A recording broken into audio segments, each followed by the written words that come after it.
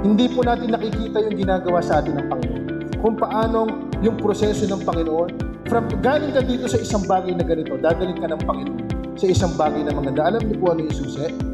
Magtiwala ka sa proseso ng Panginoon. Kapag sinorkat mo yung proseso ng Diyos, masisira yung paglilingkod mo sa Kanya. Ganyan po yung attitude natin.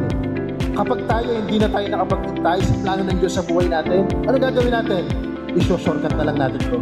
Bagamat masasabi natin bakit parang walang ginagawa ang Panginoon. Tahimik lang siya, pero kumikilos siya dahil merong proseso na kinakailangan pagtiwalaan mo para sa isang bagay na kung saan hinihingi mo sa Kanya.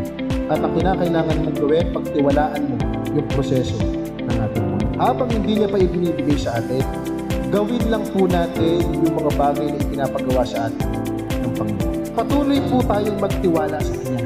Magtiwala ka sa proseso